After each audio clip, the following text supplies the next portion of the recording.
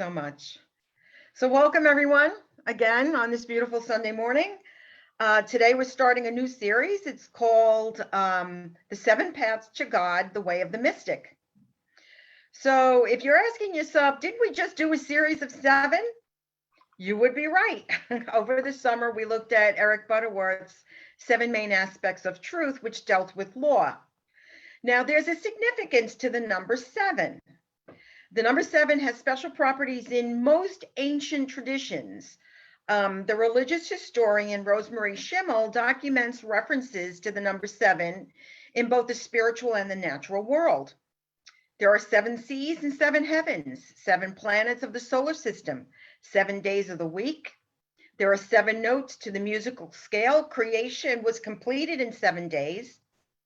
The Proverbs praise the 7 pillars of wisdom. And throughout the Old Testament, 7 recurs as a power number. In the New Testament, Jesus tells us to forgive 70 times 7. In the book of Revelation, Jesus held 7 stars in his hand, and 7 seals were opened.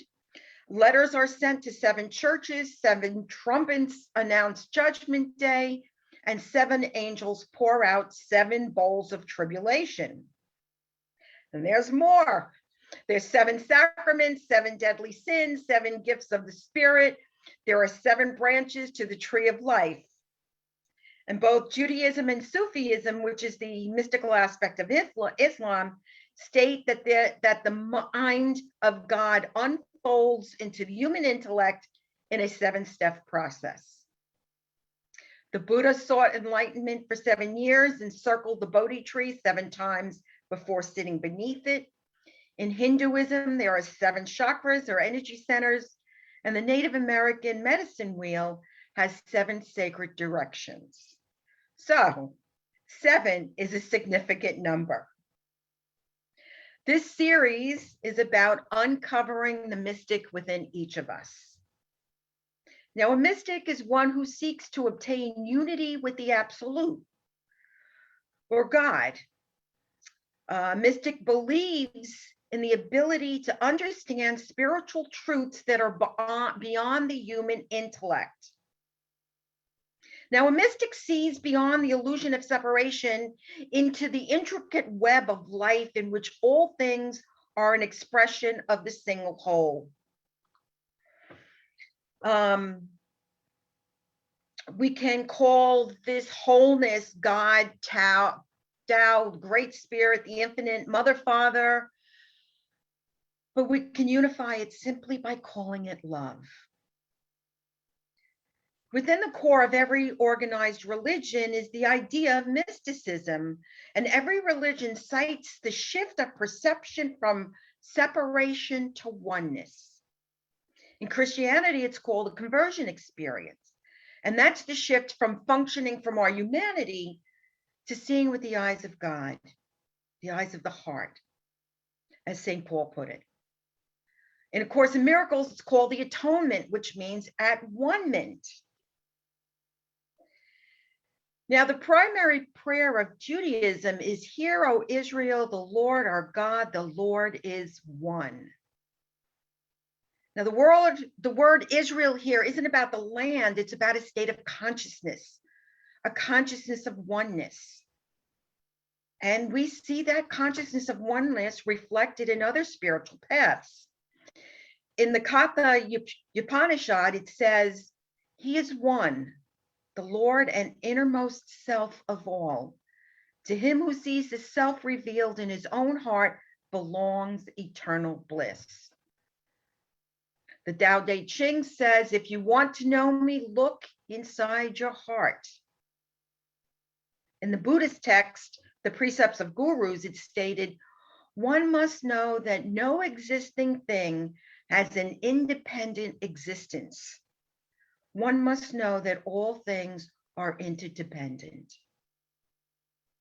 The Quran says, "And your God is one God. There is no God but the one, the compassionate, the merciful." And Jesus said in John 10:30, "I and the Father are one. Understand the Father is in me and I am in the Father." Native American Chief Noble Red Man of the Lakota tribe says, everyone is sacred. You're sacred and I'm sacred. Every time you blink an eye or I blink an eye, God blinks his eye. God sees through your eyes. We are sacred. So the word conversion transcends all religions and refers to the direct perception of unity, the realization that everything is sacred and we are all one. Yes, there are many paths to God, but ultimately, we all transcend dogma. The way of the mystic is to ultimately experience that oneness. So we begin today with path 1, earth and home. And I'm going to start with a story told by a rabbi. Mrs. Feingold, who lives in Brooklyn, called a travel agent to book a passage to a remote village in Nepal. The agent is shocked. He said, Sophie, you have no idea what a schlep it is to get there. You have to take 2 planes, a train across the Punjab where there's guerrilla warfare. And then, oh boy, you have to take a camel for a week. And there's no kosher food. Never mind, she says, I've had a revelation and I'm going. So she loads her backpack full of rye bread and hard cheese. After 10 days of strenuous travel, Sophie arrives at last, finally, in the camp and can't wait to see the guru. Seekers have come from all over the world to find meaning of life, to rid themselves of depression, and to have a profound mystical experience. Her turn is finally coming, and she's told that she can only say 3 words. So she settles down and waits with patience. At last, the big moment comes and they usher her into the cave where she's met with the aroma of incense, and there are about 1,000 sparkling candles that light the cave. In the back of the cave is a bearded man wearing saffron robes, his eyes half closed in a state of transcendent bliss. Upon seeing him, Sophie's whole body pulses with recognition and she's filled with joy. Rushing forward, she grabs him by the shoulders, shakes him back into awareness, stares straight into his eyes with a look of triumph and says, Morris, come home. The whole point to that tale is that mystical experience are not just found in the heights of a visionary experience in monasteries or ashrams or in the life of a saint. It's found at home, where we live, in the daily pursuit of our lives. It's been said that the true measure of spirituality lies not in having visions of angels, but in the ability to make it through the unpleasant circumstances of life. It's about being human in the fullest extent of the word. Now, there are 7 paths of the way of the mystic. And this first one is about our environment, the earth and our homes. And realizing that just like we take care of our living dwellings, the earth is our home. There was a time when every living being valued the earth and all its resources. This reverence of the earth and all living things is still the focus of indigenous cultures. But in our culture, it's almost disappeared, except for a handful, or maybe a little more than a handful of environmentalists. Path 1 of the mystic is the love of all of God's creatures and the responsibility for their survival. Now, most of us were taught that human beings were the center of the universe and everything else is less than. So we didn't give a second thought to using pesticides on crops and didn't consider how that would affect animals, birds, fish, bugs, let alone humans. Research shows that 80% of the cancers come from environmental causes. Research also showed that the increase in violence, hyperactivity, and learning disabilities in children is contributed to by water pollutants that are byproducts of the electrical insulation. That wasn't the case just 150 years ago, when vast areas were populated by tribes people that revered the earth.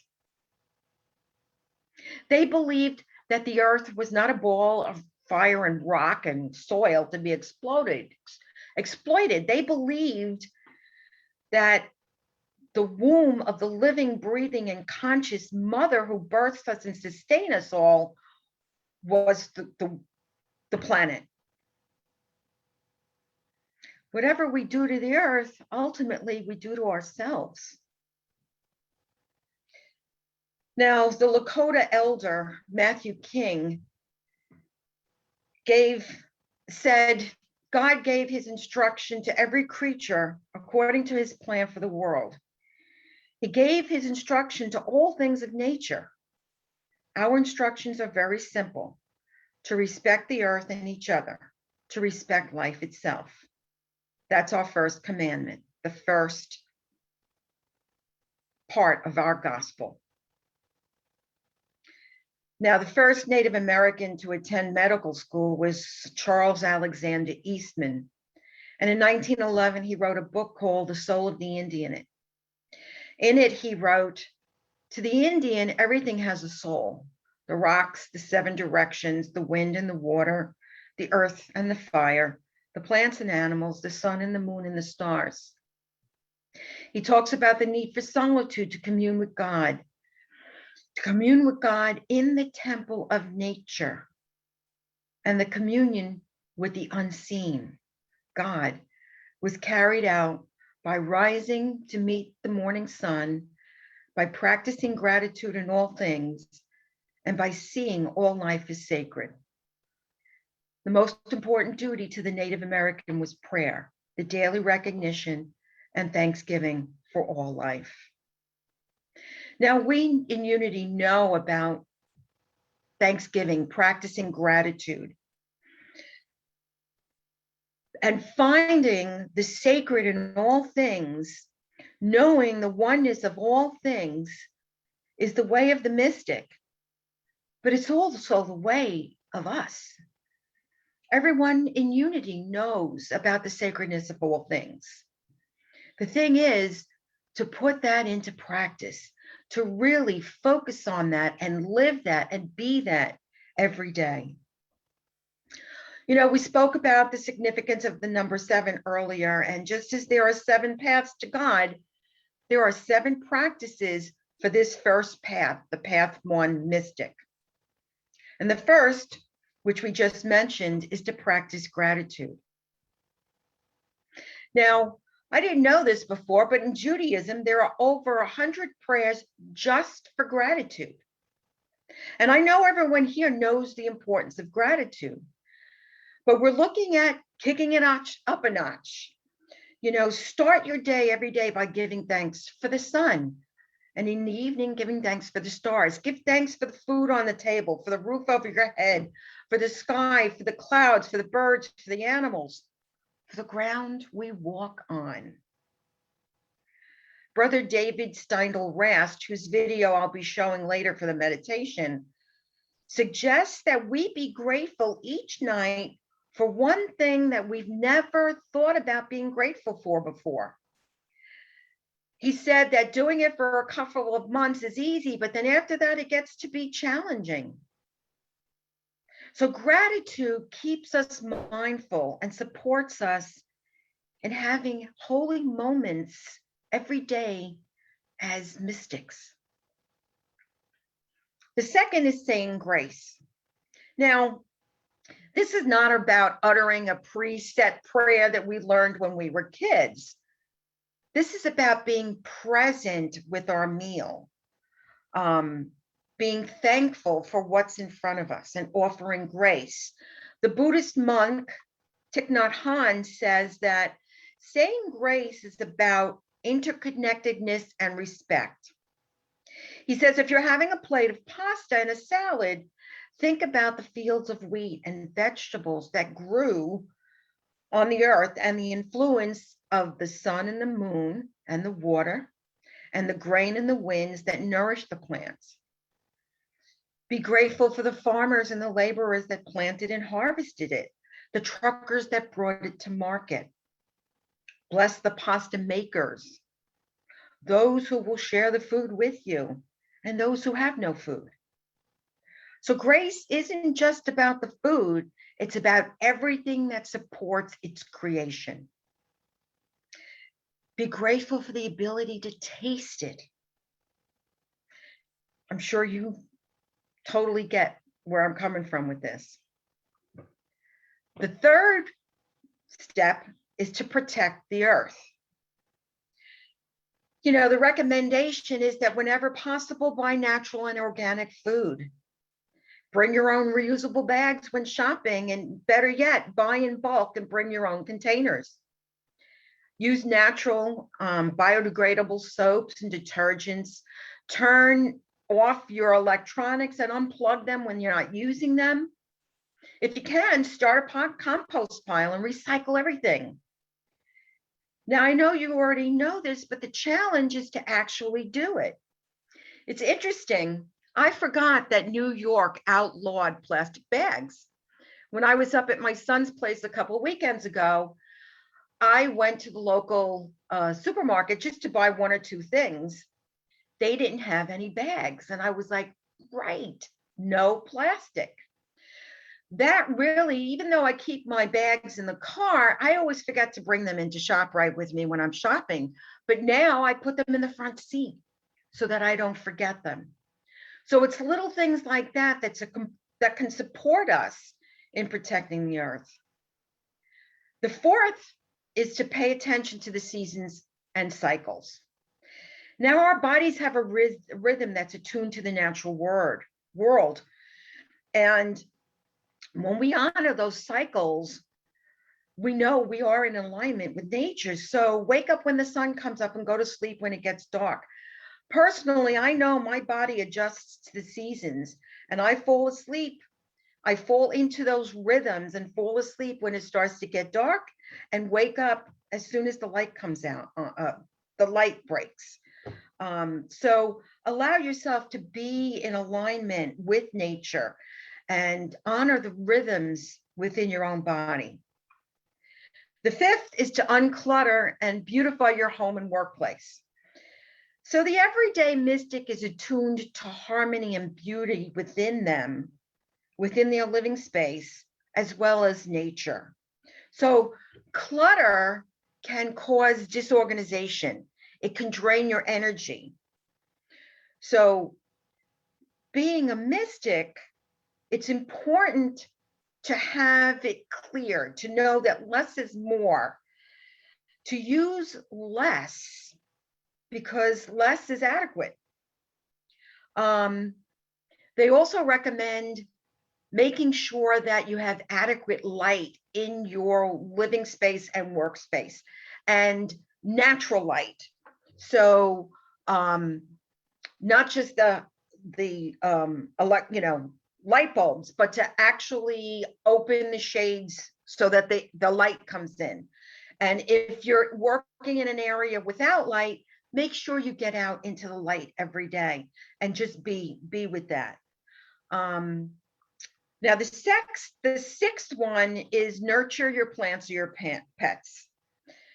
Gardening is a wonderful way to be in tune with the natural world, to be in tune with nature. And if you live in an apartment, you may be able to grow plants, grow vegetables and house plants in your apartment. Not only does the plant contribute to the energy of your space, it also emits, it helps the air. So it's important to be around nature, to bring nature into your home. And the wonderful thing about having pets, should you choose to have pets, is they offer unconditional love.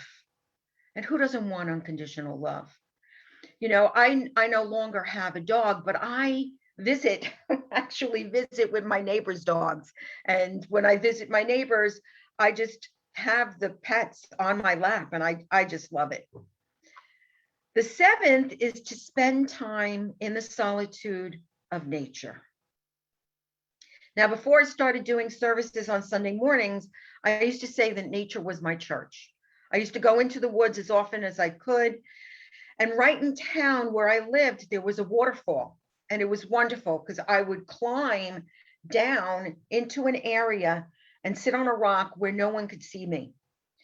I started going to that waterfall and meditating on that rock even before I moved to New Jersey. If you don't have the opportunity to get to a waterfall or something like that, just walk in nature. Walking in nature can be so meditative. And I used to love walking in the woods by myself, communing with nature. And it was where I would truly just stop and breathe and commune with all things. So get out into nature as often as you can. You know, remember, the way of the mystic doesn't mean we have to seclude ourselves and withdraw from the world. We don't have to go to an ashram or a monastery. We can have these experiences within our daily life. We have those experiences where we have the opportunity to see beyond the illusion of separation and see the intricate web of life in which all things are an expression of the one. Remember, you are a mystic. If you weren't, you wouldn't be here with us now. Now, one of the practices that we just spoke about of the 7 practices, the first one was gratitude. For today's meditation, I'm going to offer a video on just that, on gratitude. It's titled A Grateful Day by Brother David Steindl-Rast. I've shown it before, but it's always welcomed. And I love watching it again and again. Now, because of possible licensing issues, we're going to stop the live stream, but we're going to post the link to this YouTube video on our Facebook page to the live stream. So thank you, everyone who's joined us from the live stream. If you'd ever like to join us for the whole service, which is offered through Zoom, you can email us at unity@unityspiritualcenter.org, or you can message us through our Facebook Messenger. So thank you all for joining us. And now we're going to stop the live stream, and I'm going to share the video.